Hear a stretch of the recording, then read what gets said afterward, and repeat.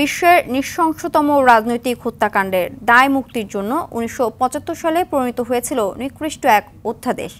জাতির পিতাকে সপরিবারে হত্যার পর খুনিদের বাঁচাতে ইনডেমনিটি অধ্যাদেশ বা দায় মুক্তি অধ্যাদেশ জারি করে খন্দকার মোশতাক।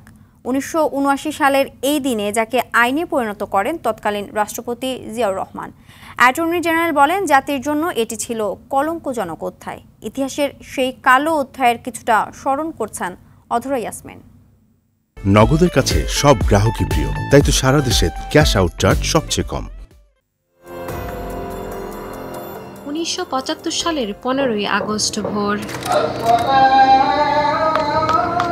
আজানের ধ্বনির বদলে সে ভোরে ধানমন্ডিবাসীর ঘুম ভাঙে ঘাতকের বুলেটের শব্দে।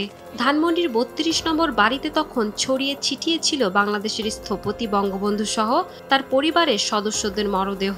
নির্মম হত্যাকাণ্ডের ২৪ ঘন্টা না পেরোতেই তৎকালীন মন্ত্রী খন্দকার মোশতাক নিজেকে রাষ্ট্রপতি ঘোষণা করেন, যার ৪১ দিনের মাথায় বঙ্গবন্ধু হত্যার সঙ্গে জড়িতদের দায় মুক্তি দিয়ে জারি করা হয় ইনডেমনিটি অধ্যাদেশ। খন্দকার মোশতাকের কুখ্যাত সেই অধ্যাদেশকে ১৯৭৯ সালের ৯ জুলাই আইনে পরিণত করে তৎকালীন রাষ্ট্রপতি জিয়াউর রহমানের রাজনৈতিক দল বাংলাদেশ জাতীয়তাবাদী দলের নেতৃত্বাধীন দ্বিতীয় জাতীয় সংসদ।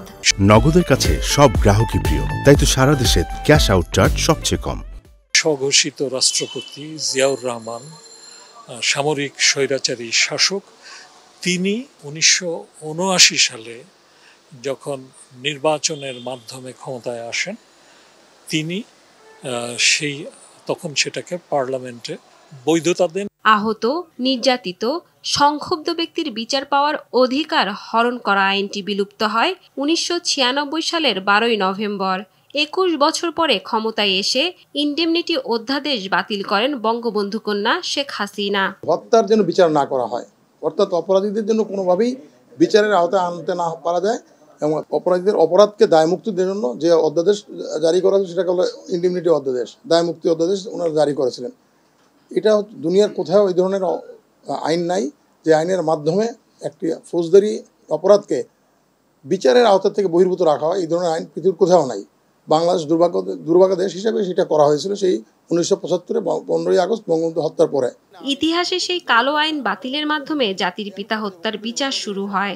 রাষ্ট্রযন্ত্র ব্যবহার করে এমন মানবতা বিরোধী অপরাধ যেন আর না ঘটতে পারে, সেজন্য সবাইকে সজাগ থাকার আহ্বান জানান দেশের সর্বোচ্চ আইনকর্তা।